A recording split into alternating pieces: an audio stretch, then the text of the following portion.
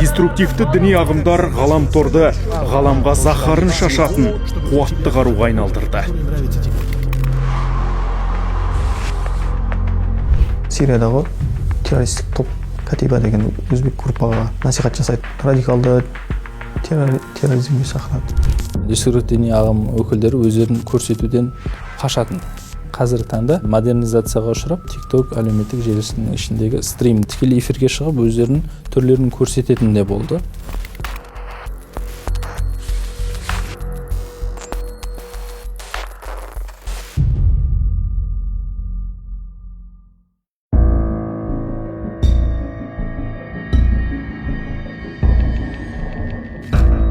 Ихтияр тұрмысы орта отбасында дүниеге келді.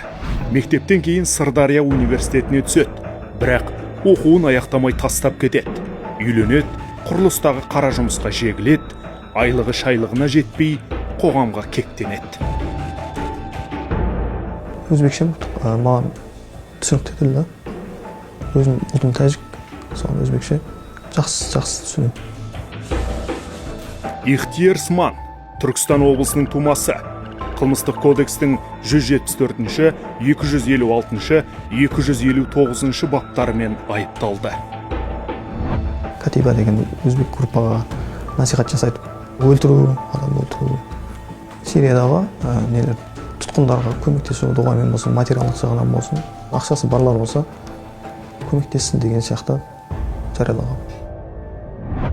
Әлеуметтік ахуалы нашарлап, жұмысының сапасы ақсап, Ихтияр жұбанышты радикалды уағызшылардан табады. Катиба Таухид валь Джихад содырларының қылмысын ақтайды. Әлеуметтік желідегі парақшасында терроризм идеяларын таратады. Барлығы 15 материал. Сараптама оларды мемлекеттің конституциялық құрылысын күштеп өзгертуге, тұтастығын бұзуға бағытталған деген қорытынды жасады. Шетелдегі өзбек уағызшыларының уағызын да қоса тыңдай бастадым. Абдуллах Зуфар, Содық Самарқанди деген уағызшылардың уағызында қоса тыңдап жүрдім. Олар уағыздарында сол арабша жазулармен қоса сол тартымды нашидтерді қоса жариялайтын, сол эмоционалды шығу үшін сол нашидтеріне қызығып, осында көптеген сол видеоларын жариялаған болатын. Абдулла Зуфардың Өзбекстан аумағынан басқа шет елдерге кетіп қалған. Білдіңіз, Әлеуметтік желіде Абдуллах Зуфар, Содик Самарқанди лақабатымен танымал медиа белсенділер Өзбекстан Республикасының азаматтары. Екеуі де Мысырда жүріп, халықаралық террористік ұйымдардың ықпалына түскен. Соңғысы қазір Стамбулға ойысып, орталық Азиядан жастарды арбауға кірісті. Самарқанди мен сыбайластары 50-ден аса заңсыз тіл орталықтарына иелік етеді. Бұл олардың содырлар қазынасына заңсыз қаржы жинап, қатарларына жақтас тартудың жымысқы жоспары ғана. Самарқанди өзбек тілді уағызшы, бұл неосалафиттік уағызшылардың көсемдерінің бірі. Абдулла Зуфар Өзбекстан Республикасының азаматы. Бұл азамат радикалды уағызшы. Алланың уәде еткен жұмақтың төрі сенікі деген мақсатта жихад оғымын бұрмалайды.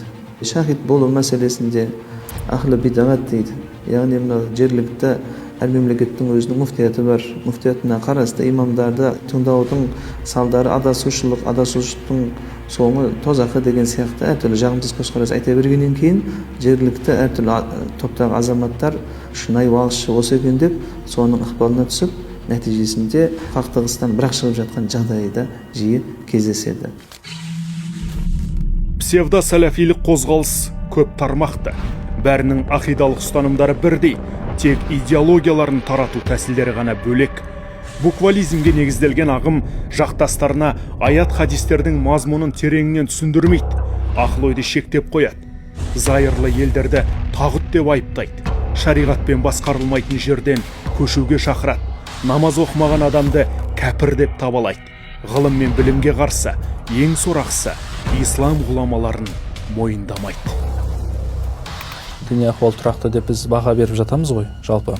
Бірақ дегенмен де таяу шығыста болсын, басқа мемлекетте болсын, уағыздарын түсіріп, осы әлеуметтік желі арқылы жасырын группалар, ашық платформалар арқылы көрсетіп жатқан ұйымдар бар екен, бәріміз көріп отырмыз. Сондықтан да бейбітшілігіміз, осы тәуелсіздігіміз, осы тыныштық заманымыз бұдан кейін жалғасуын қалайтын болсақ, біз әртүрлі проблемаларды уақытында бағалап, соған қарсы жұмыстар жүргізу керек деп ойлаймын. Радикалды идеология қоғамды бұзатын бітеу жара. Оның оты ынтымағымызды ыдыратып, тұнығымызды лайлауда. Зуфар мен Самарканди болса, сол сойханның алдыңғы шебіндегі арбаушылар. Қос қаскөйдің уағызын тыңдап, таратып, көбейтуге сот шешімімен тыйым салынды. Шейх дегендер бәрі шейх емес екенін түсіндім. Интернет ұстаз боламайтынын түсіндік. Оның кімнің уағыз екенін жан-жақты тексеру керектігін түсіндім.